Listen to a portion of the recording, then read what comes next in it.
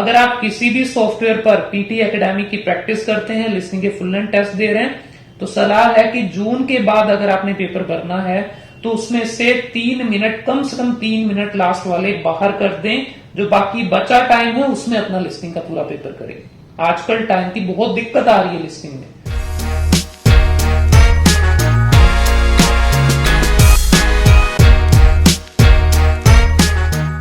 Good morning, good afternoon, good evening students. स्वागत है एक बार फिर से आप सबका हमारे यूट्यूब चैनल में।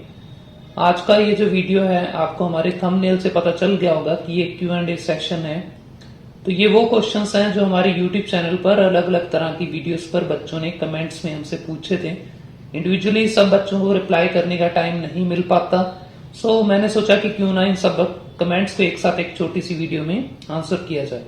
कुछ और ऐसे कमेंट्स भी हैं जिनके ऊपर कुछ चर्चा करना भी बनता है, 2 मिनट 3 मिनट, उनको कमेंट्स में लिखना पॉसिबल नहीं है, तो इस वजह से ये वीडियो आप सबके सामने लेके आए। तो बिना कोई समय गवाए सीधा चलते हैं कुछ क्वेश्चंस की तरफ जो बच्चों ने हमसे पूछे हैं।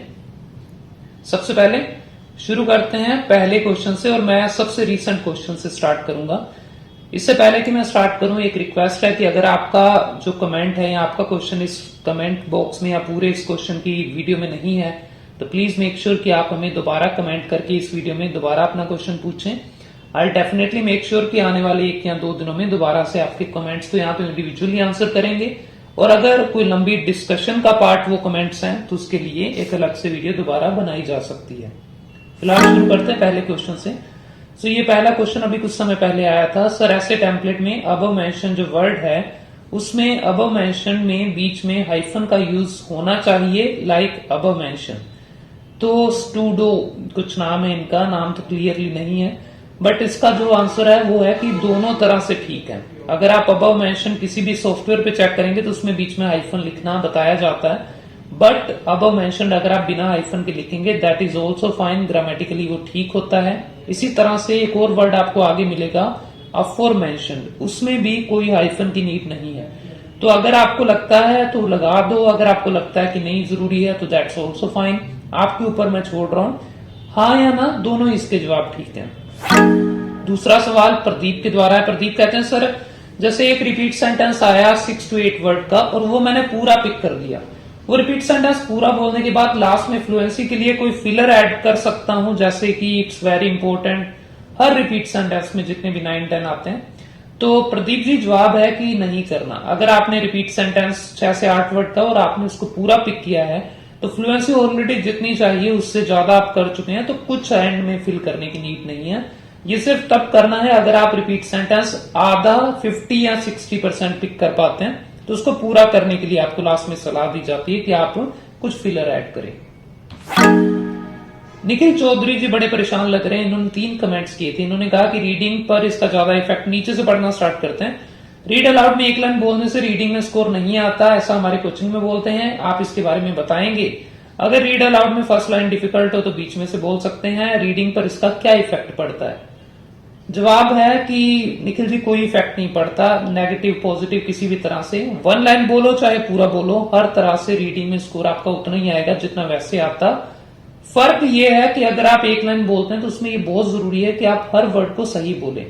तो शायद आपके केस में ऐसा हो सकता है कि आपका जो वर्ड आप बोलते हैं 1 लाइन बोलते हैं, उसमें अगर आप 1 या 2 गलतियां कर रहे हैं तो मैं खुद बहुत बच्चों को ये बोलता हूं कि आप पूरा बोले, वो ज्यादा अच्छा है। आप सारा बोल के 3 मिस्टेक करें या 4 मिस्टेक करें, वो ज्यादा अच्छा है इन कंपैरिजन टू कि आपने 1 लाइन बोला और उसमें आपने 2 मिस्टेक किए। तो इस वजह से शायद आपकी कोचिंग में बताया जाता होगा। अदरवाइज कुछ और भी रीजन हो सकते हैं। शायद ये भी रीजन हो सकता है कि टीचर ने जब खुद उसने एग्जाम दिया, आपके जो वहां पे रिस्पेक्टेड स्टाफ मेंबर्स होंगे, किसी ने एग्जाम दिया और बाय चांस स्कोर नहीं आया तो उनको इस चीज पे भरोसा नहीं है। कोई भी टीचर किसी स्टूडेंट का बुरा नहीं चाहता, उन्होंने खुद इस चीज को टेस्ट किया होगा, मैं इस चीज को एक्सेप्ट करता हूं। शायद स्कोर नहीं आया तो उन्होंने आपको ये पढ़ाना शुरू कर दिया। मैं रीड अलाउड में 1 लाइन इसलिए पढ़ाता हूं क्योंकि मैंने इसको बहुत बार टेस्ट किया है, हमारे स्टाफ ने सबने टेस्ट किया है, बच्चों ने टेस्ट किया है। आप हमारे इंस्टाग्राम पेजेस पे रिजल्ट देखेंगे, आपको पता चलेगा कि कैसे रिजल्ट्स आते हैं। तो वही है कि जिसको जहां से इलाज हुआ जिस चीज से, तो उसने उसी चीज के गुणगान गाना शुरू कर दिया। तो हमें 1 लाइन से काफी फायदा मिलता है, तो हम इसको पढ़ाते हैं, कोई दिक्कत नहीं है। आपका दूसरा सवाल था कि अगर हम बीच में से लाइन बोल सकते हैं क्या, तो जवाब है कि नहीं। ट्राई करो उसको जितना ज्यादा अवॉइड कर पाओ। लेकिन अगर आपको कुछ और नहीं मिल रहा, मान लो शुरू में पहली लाइन आपको बहुत मुश्किल लग रही है, इन दैट केस आप ये रिस्क ले सकते हैं कि आप बीच में से पढ़ना स्टार्ट करें, बीच में से बोलना स्टार्ट करें। जी, नेक्स्ट क्वेश्चन पे चलते हैं। अमर ने हमसे एक सवाल पूछा था 2 दिन पहले। अमर का सवाल था, सर आपने ये कौन से हेडफोन यूज करते हैं मॉक टेस्ट के लिए? तो अमर, जो हेडफोन मैं यूज करता हूं ये ANT ब्रांड की एक हेडफोन्स है मेरे पास, और नॉर्मली हम अपनी लैब्स में यही हेडफोन प्रोवाइड करते हैं बच्चों को। तो कुछ स्पेशल नहीं है, कुछ ऐसा नहीं है कि मैं ये हेडफोन्स को ही इस्तेमाल करके या स्कोर ज्यादा करता हूं। There is nothing like that. इसके अलावा और भी बहुत सारे अलग अलग तरह के USB वाले हेडफोन्स भी मार्केट में है। तो एज लॉन्ग एज उसका माइक ठीक ठाक है, मैं रेकमेंड करता हूं नॉर्मली कि जब आप PT के लिए हेडफोन अगर आप खरीदना चाहते हैं, क्योंकि मुझे पता है आप ये सवाल तभी पूछ रहे हैं क्योंकि आपका इस मामले में कुछ आपका इंटरेस्ट है, तो आई वुड रेकमेंड कि एटलीस्ट आप इस पे 1000 से ऊपर खर्चा करें। इससे नीचे जो हेडफोन्स आते हैं उनकी क्वालिटी उतनी अच्छी नहीं होती माइक्रोफोन की, जिसकी वजह से शायद आपका जो एक्चुअल रिजल्ट है वो डिफर कर सकता है, वेरी कर सकता है। तो इतना खर्चा करो, अदरवाइज किसी अच्छी इंस्टीट्यूट ज्वाइन करो। हर इंस्टीट्यूट में जो बेस्ट क्वालिटी है वो प्रोवाइड की जाती है। सो आप कहीं से भी पढ़ाई कर सकते हैं, दैट्स फाइन। नेक्स्ट क्वेश्चन है विशाल का। विशाल जी पूछते हैं, sir can we add extra word in write from dictation as much as we want? Vishal, write from dictation के लिए ना एक वीडियो ऑलरेडी हमने बना रखी है, तो उसको अपलोड करने में भी पता नहीं क्यों इतना विलंब हो रहा है। थोड़ा सा टाइम आप 2-3 दिन वेट करें तो राइट फ्रॉम डिक्टेशन की पूरी वीडियो आपको मिल जाएगी।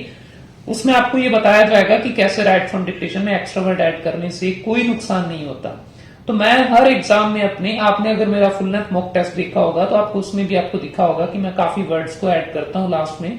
रियल एग्जाम में भी काफी वर्ड्स बच्चे ऐड करते हैं, कोई भी नेगेटिव इंपैक्ट नहीं है। अगर कोई भी टीचर आपको ये बोले कि इसका नेगेटिव इंपैक्ट है, तो मैंने उस वीडियो में भी बता रखा, आप वहां पे भी देखना, उनसे पूछना कि स्कोर गाइड में कहीं नहीं लिखा हुआ। अगर आप PT की स्कोर गाइड देखेंगे उठा के, तो उसमें आप डाउनलोड कर सकते हैं, इंटरनेट पे मिल जाएगी, PT एकेडमिक स्कोर गाइड लिख के आप सर्च करें। उसमें जिन सेक्शन में नेगेटिव मार्किंग है उसमें मेंशन होता है, जैसे fill in the blank, sorry highlight incorrect word में नेगेटिव मार्किंग है तो वो मेंशन्ड है वहां पे, MCQs में नेगेटिव मार्किंग है तो वो मेंशन्ड है। इस सेक्शन में कोई नेगेटिव मार्किंग का जिक्र नहीं है, तो ये सब पागल बनाने वाली बातें हैं, ऐसा कुछ भी कहीं पर भी नहीं मेंशन।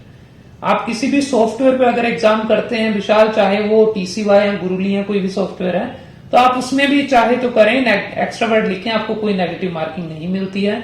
सॉफ्टवेयर कोई भी ऐसे नहीं बनाता कि इसको रात में सपना है और सॉफ्टवेयर बना दी, उसके लिए काफी मेहनत रिसर्च की जाती है।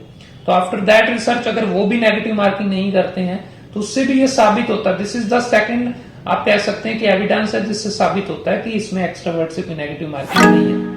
नेक्स्ट, मूविंग फर्दर, अगले क्वेश्चन पे चलते हैं। राजेश जी पूछ रहे हैं, ऐसे में क्वेश्चन कॉपी पेस्ट वर्क करता है?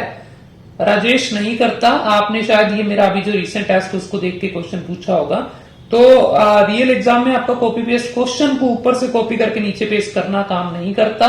लेकिन अगर आपने क्वेश्चन में कुछ लिखा है और आप उसी को कॉपी करके दोबारा पेस्ट करना चाहते हैं, जो आपने लिखा है उसको आप चाहे तो 20 बार कॉपी करो, कोई दिक्कत नहीं है। लेकिन कुछ भी जो कंप्यूटर ने आपको लिख के दिया है या जो सॉफ्टवेयर में सिस्टम में लिखा था, आप इसको कॉपी पेस्ट नहीं कर सकते। अगले क्वेश्चन पे चलते हैं।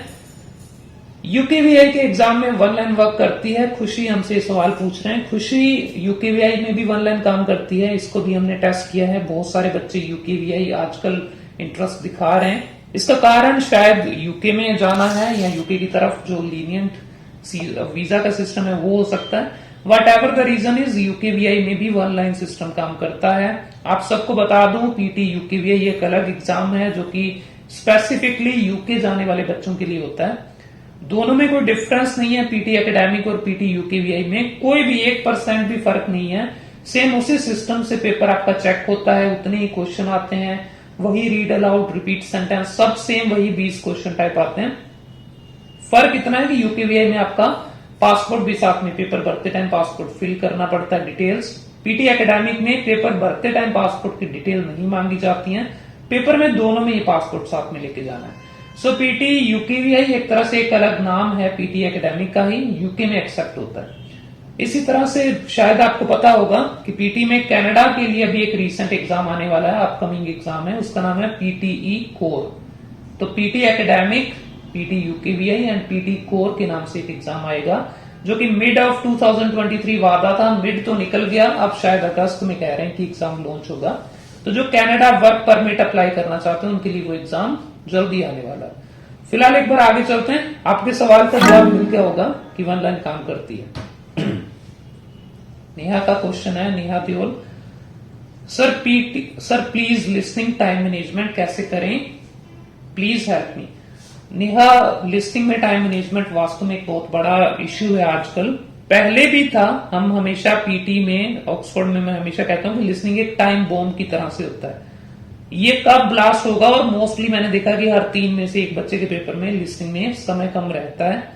अभी जून में इन्होंने पेपर में पैटर्न फिर से चेंज हुआ, जिसकी वजह से जो टाइम था वो और कम होने लग गया। दैट मीन्स कि अभी 2 या 3 मिनट अगर आप किसी भी सॉफ्टवेयर पे प्रैक्टिस करते हैं तो मेरी सलाह है कि अपने लिस्निंग के टोटल टाइम में से 2 या 3 मिनट कम करके उसको प्रैक्टिस करना। अगर आप किसी भी सॉफ्टवेयर पर पीटी एकेडमिक की प्रैक्टिस करते हैं, लिस्निंग के फुल एंड टेस्ट दे रहे हैं, तो सलाह है कि जून के बाद अगर आपने पेपर भरना है तो उसमें से 3 मिनट, कम से कम 3 मिनट लास्ट वाले बाहर कर दें, जो बाकी बचा टाइम है उसमें अपना लिस्निंग का पूरा पेपर करें।